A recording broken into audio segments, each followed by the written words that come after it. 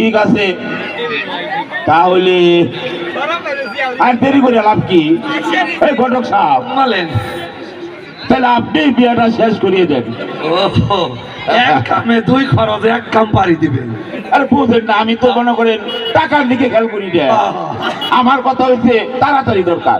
এই পর্যন্ত মেয়েটা কম দেখি নাই। আচ্ছা, তাহলে বিয়েটা ধরান। বিয়ে পড়াই বলেন।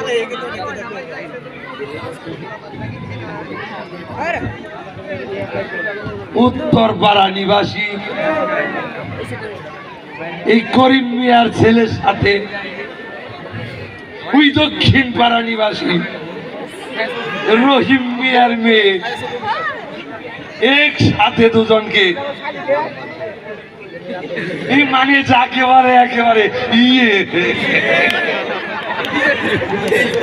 বলেন আলহামদুলিল্লাহ এক কবুল বলেন এক কবুল বলেছে বলেছে। আপনারা সবাই হাত ওঠান। আলহামদুলিল্লাহ রাব্বিল আলামিন রব্বানা ফিদ দুনিয়া জান্নাতুদ দুনিয়া ওয়া বিল আখিরাতি আমিন। সবাই বলেন আলহামদুলিল্লাহ আলহামদুলিল্লাহ।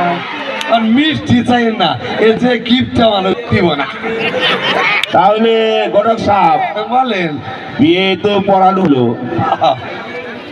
তাইলে রহিম ভাই আজকের মতো আসি, বৌমাকে সাথে করে দেয়া। আচ্ছা গান তাহলে আসবে বাবা no.